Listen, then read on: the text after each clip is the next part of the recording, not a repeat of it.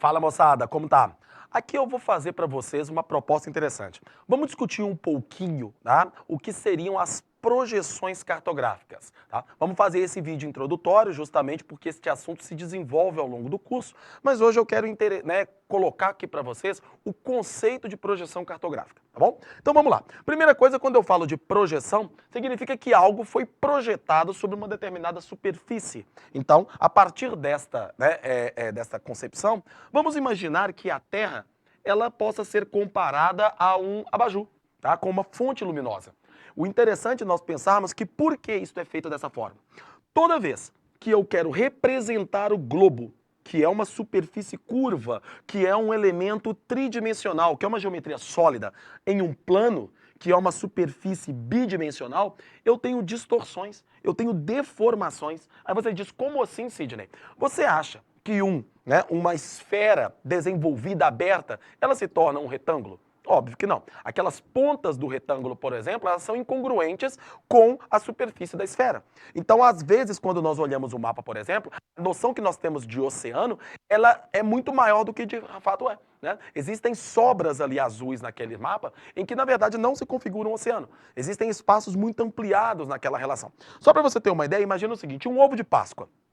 Quando eu pego um ovo de Páscoa e coloco sobre ele um papel, e eu pego este papel e dobro este papel, e embrulho este papel, embrulho o ovo no papel, o que vai acontecer? Para que o papel consiga se apropriar da superfície curva do globo, ele começa a amassar. Ou seja, para tentar se adaptar ao ovo de Páscoa, ele amassa. E quando ele amassa no sentido do laço. Aí beleza, você amarra o ovo e ponto, entrega e dá de presente.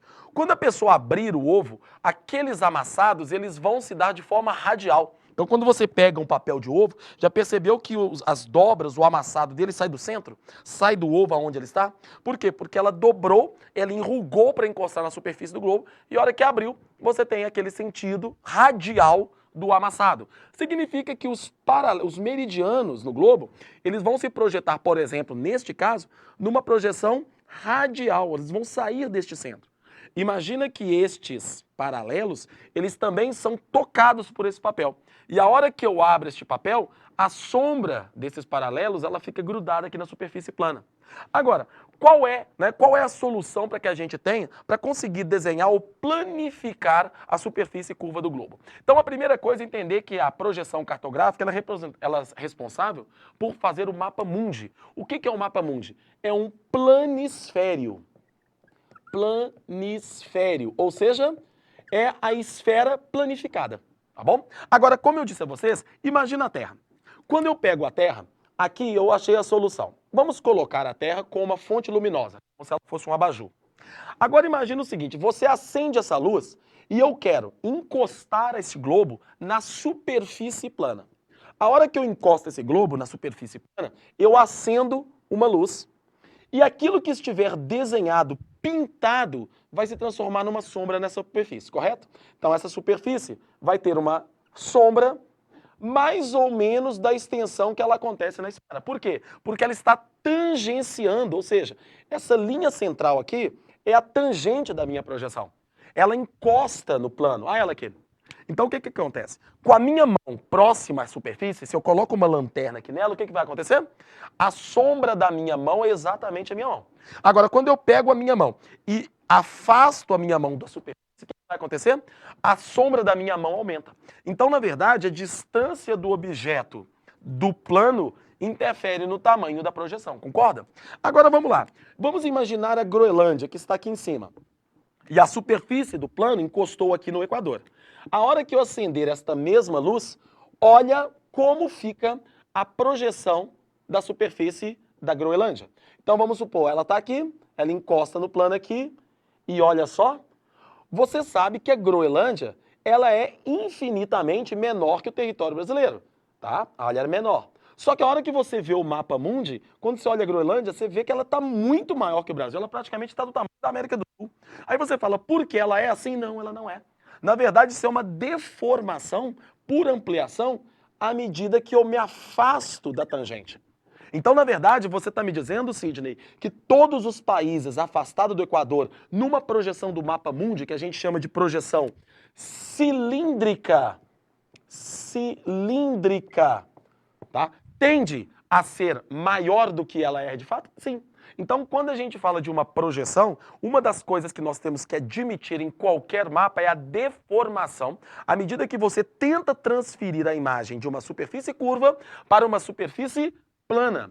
Então, a hora que eu desenvolvo este mapa, a hora que ele vira um planisfério, você vai perceber que essas imagens aqui, ó, elas são projetadas na extremidade do desenho e, consequentemente, elas vão ser ampliadas. Nós vamos ver nas próximas aulas que isto, durante um bom tempo, foi muito conveniente para um discurso político da época. O mapa, por exemplo, que foi criado, né, no período da expansão marítima, sob o discurso eurocêntrico, mostrou uma Europa privilegiada.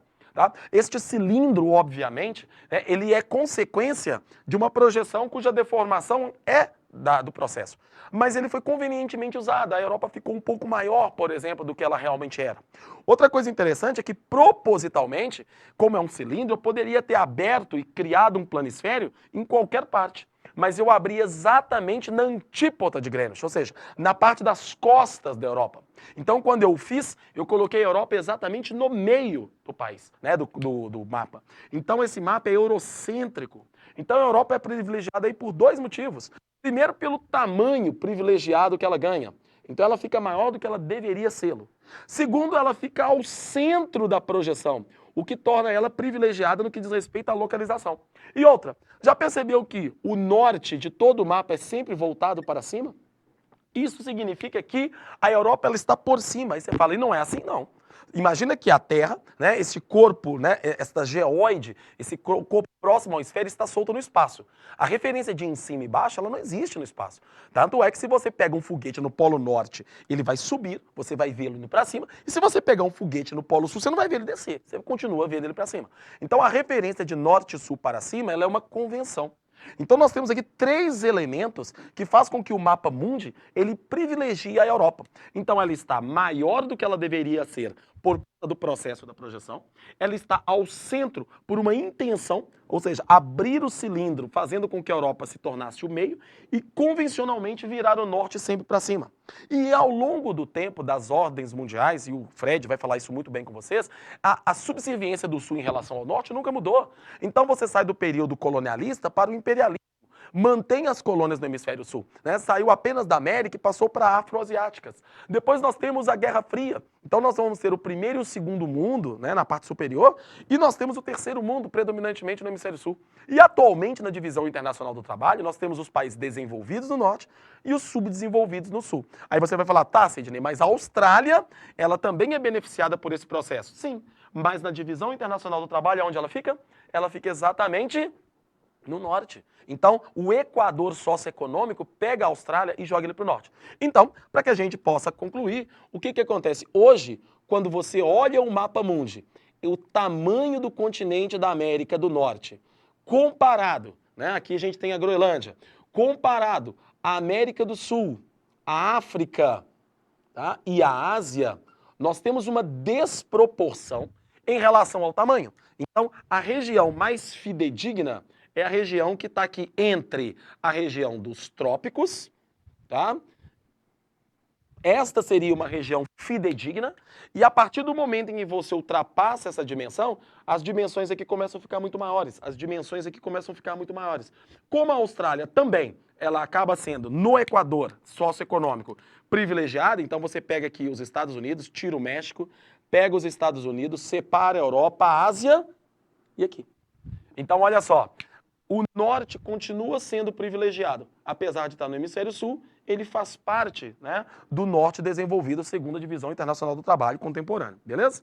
Então, nas próximas aulas nós vamos selecionar, nós vamos destrinchar essas projeções. Nós temos três tipos de projeção. Nós temos a projeção cilíndrica, nós temos as projeções cônicas e nós temos as projeções planas. Isso no que diz respeito ao formato geométrico que ela assume, tá? Agora, para cada uma delas você tem um uso. A própria projeção cilíndrica, zonalmente adequada para a região intertropical, é a projeção que a gente usa para o mapa mundi, né? E aí as distorções exigem que ela tenha variações. Por exemplo, como a projeção cilíndrica conforme e a projeção cilíndrica equivalente. Mas isso nós veremos no nosso próximo vídeo. Obrigado e até a próxima, galerinha.